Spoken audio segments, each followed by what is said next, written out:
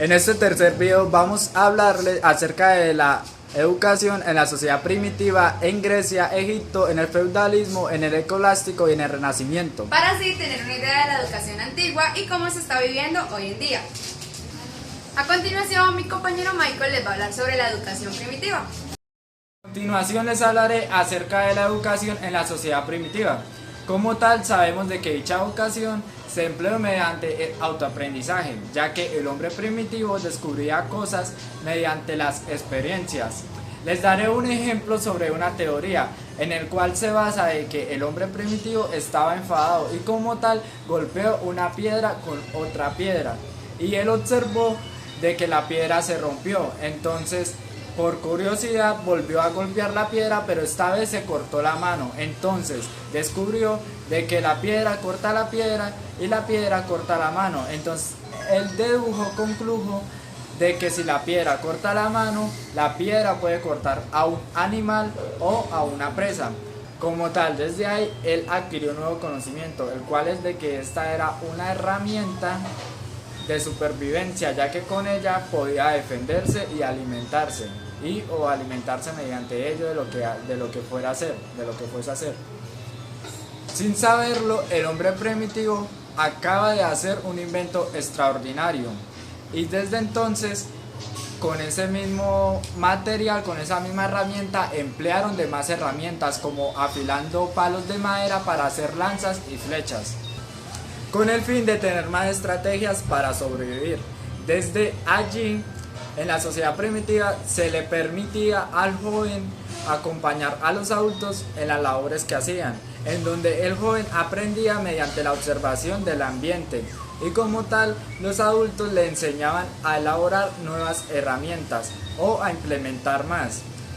Eran los ancianos, los cuales ya no podían cazar, los que se dedicaban a ello, a educar a estos jóvenes primitivos.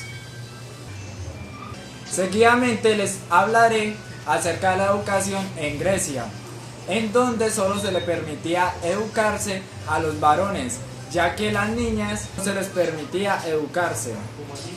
Simplemente podían enfocarse esencialmente en las labores domésticas como cocinar, en el tratado de la lana y en el tejido, y tal vez ir más allá de dichos conocimientos como lo era la escritura, el cálculo o la música.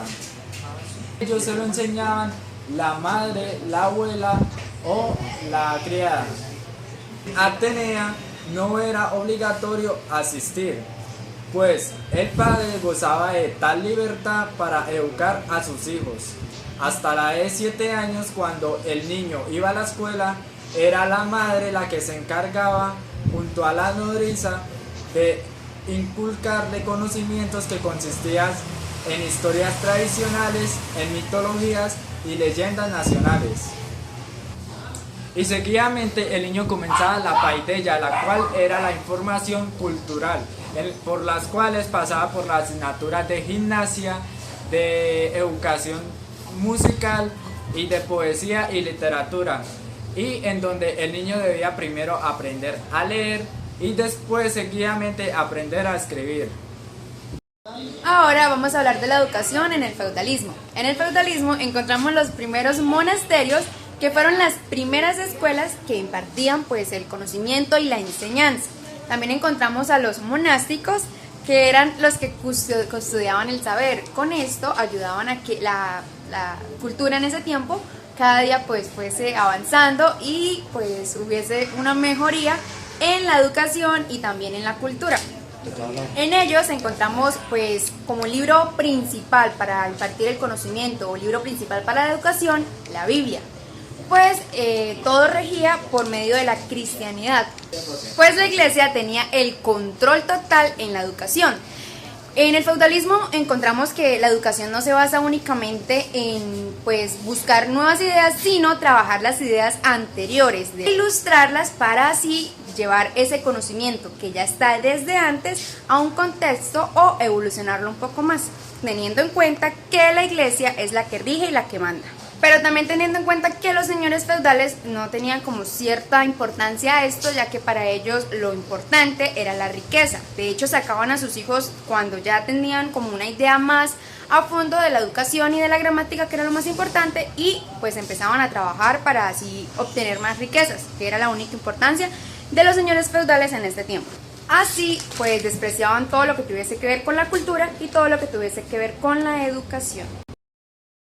Vamos a hablar de la educación en la escolástica, el cual tiene cierta relación con la educación feudalista, ya que en esta también la fe, la iglesia era lo que primaba en medio de toda la educación. Tendríamos una unión entre fe y razón, el cual era la fuente de todo conocimiento y toda verdad. Pero con el pasar del tiempo, alrededor del siglo XIII, finales del siglo XIII e inicios del XIV, encontramos una separación entre fe y razón, el cual llevó bastantes cambios en la educación, donde pues ya no se centraba únicamente en lo religioso, o sea, no era la religión la que primaba, o no era la religión la que imponía las reglas, sino ya se fueron más como que al Estado, era el que se encargaba de la educación. Encontramos la educación en el Renacimiento, el cual ya tiene un cambio totalmente y drástico, puesto que no era la iglesia ya la que primaba o la que imponía las normas en la educación, sino ya en su totalidad era el Estado. También hablábamos de unos nuevos valores, la difusión de unos nuevos valores en el cual se centraban más en el hombre y la importancia de este en la sociedad como tal. También encontramos una nueva visión del rol del humano, es decir, antes cuando en la educación primaba era la religión, lo importante era solamente saber qué había más allá de la tierra. Ya con el Renacimiento, el hombre se centra en lo terrenal, en saber qué hay aquí en la tierra, qué hay en su entorno y no en un más allá, adentrándose ya en la metafísica, la filosofía, las matemáticas, la historia, etcétera, es decir, las demás materias que son fundamentales hoy en día en la educación. Allí en el Renacimiento también encontramos que ya las mujeres ya tienen como voz y voto, y así pues la educación para ellas ya era válida, era aceptada y toda mujer tenía derecho ya a una educación.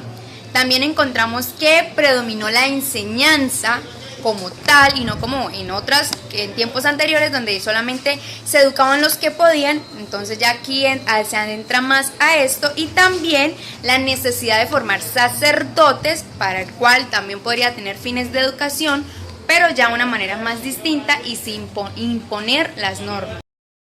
Vamos a hablar sobre la educación en Egipto, en el cual se habla de una educación de clases sociales, en donde por ejemplo el rey era el que poseía más posibilidades por su poder de educarse. Y no todos tenían acceso a esta educación, es decir, una persona como nuestro compañero no tendría acceso a una educación como otra persona que pues tenga más posibilidades de dinero. Entonces ahí se habla ya de una educación dividida, como ya dijimos, en clases sociales, donde solo el que tenía mucho dinero podía acceder a ellas y quien no tenía tanto dinero o era de bajos recursos, pues simplemente no se educaba. Muchas gracias por acompañarnos el día de hoy. Nos vemos en el próximo video, en el cuarto video. Bye. Chao, que esté bien. Hola, chao.